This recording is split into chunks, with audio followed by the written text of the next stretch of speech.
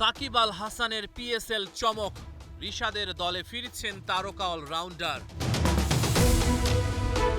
সাকিব ফ্যানদের জন্য দারুণ খবর, দীর্ঘ বিরতির পর আবারও মাঠ মাতাতে প্রস্তুত তিনি।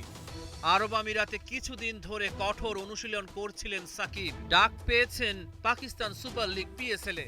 শুধু তাই নয়, সাকিব খেলবেন রিশাদ হোসেনের দল লাহোর কালান্দার্সের হয়ে। ৮ বছর পর এবার পিএসএলে খেলবেন সাকিব। পিএসএল এটি হতে যাচ্ছে তার তৃতীয়বারের অংশগ্রহণ। এর আগে তিনি করাচি কিংস, পেশোয়ার জালমির হয়ে মোট 14টি ম্যাচ খেলেছেন, যেখানে ব্যাট হাতে 181 রান করার পাশাপাশি বল হাতে নিয়েছেন 8টি মূল্যবান উইকেট। জানা গেছে লাহোর কালান্দার্স কর্তৃপক্ষ সরাসরি সাকিবের সঙ্গে যোগাযোগ করেছে এবং তিনিও দলটির হয়ে খেলতে আগ্রহ প্রকাশ করেছেন। কিন্তু বাংলাদেশ ক্রিকেট বোর্ড এখনো সাকিবকে অনাপত্তিপত্র দেয়নি, যার কারণে লাহোর কালান্দার্স এখনো আনুষ্ঠানিকভাবে সাকিবের অন্তর্ভুক্তি ঘোষণা করতে পারেনি।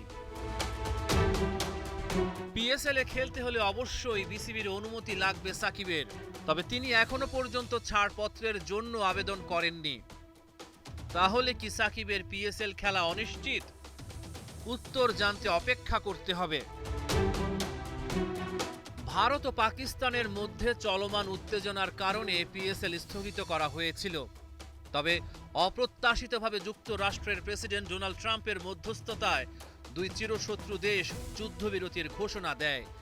এই সুযোগে পাকিস্তান ক্রিকেট বোর্ড আগামী শনিবার থেকে পিএসএল এর বাকি অংশ শুরু করার সিদ্ধান্ত নিয়েছে।